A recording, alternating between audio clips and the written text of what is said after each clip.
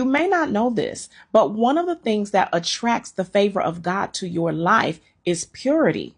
Purity will actually propel you into your purpose. Purity is exactly what it is.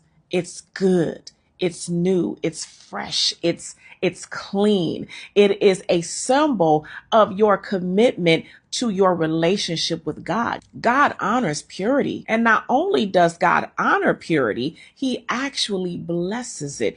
God will actually propel you to your next level when you are being pure in your body. And I don't mean that you have to have the perfect thoughts all the time, but when you are abstaining from the things that God has said no, no, no to until you are married, God blesses you. Purity does multiple things, okay? It breaks soul ties. I'm telling you what I know.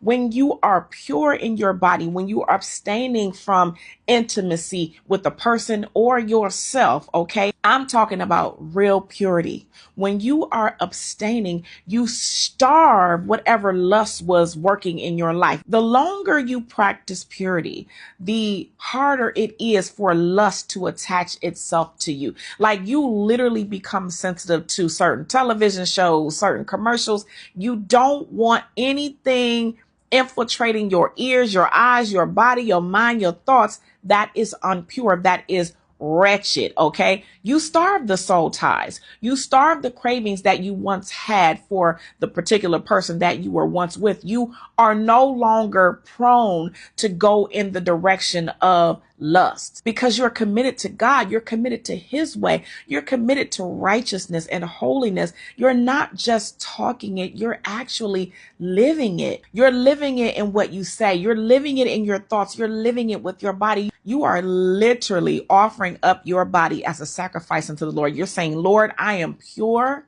Here I am. I don't have anything that I'm doing in the dark. I don't have anything that I'm doing under the covers that you cannot see, God. Here I am. And I'm telling you, there is a blessing attached to purity.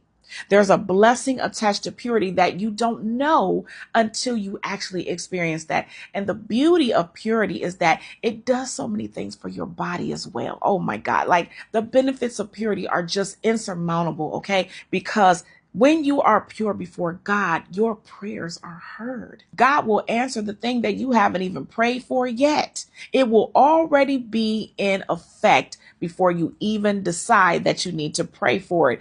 Purity brings such a closeness with God. It brings your relationship to the fullness of what it should be because your discernment is higher. You're able to hear God more clearly. You're able to discern people and places and things. You're able to really hone in on your actual relationship with God and who you are as a believer.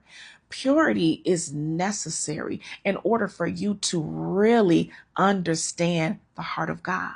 God puts a heavy emphasis on children. He puts a heavy emphasis on childlike faith and childlike belief and coming to the Lord with that tenderness of heart and that purity of heart. Life will tend to suck the purity out of you, okay? It will literally take you to the darkest depths of its recesses and you will lose so much innocence. Many of you, myself included, lost innocence as children. We were violated.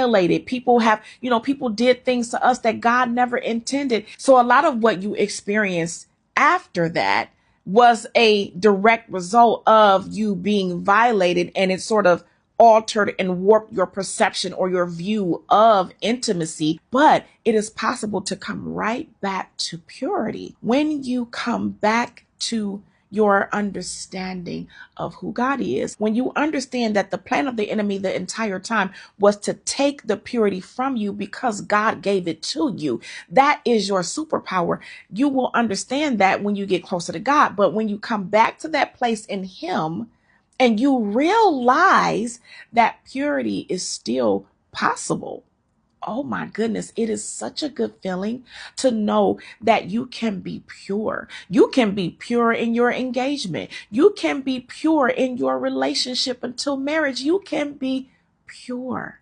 And then once you connect yourself with the person that God has for you, once you say, I do, okay, then the marriage bed is undefiled. And so now you don't have to worry about the feelings of guilt because God smiles on your union.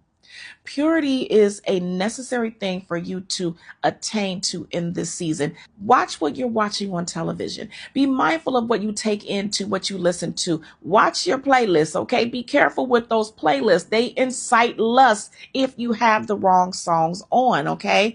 Make sure that you are tuning in to what God is saying as it relates to things that you should or shouldn't watch. And I'm telling you, the longer you exercise purity, the better you will feel about yourself, the better you will feel about your relationship with God. It feels good to know that you are actually walking upright, that you are actually doing the right thing, that God is actually watching you and you are not doing any old sneaky little lustful stuff, okay? God sees your heart, and trust me, God sees you as precious.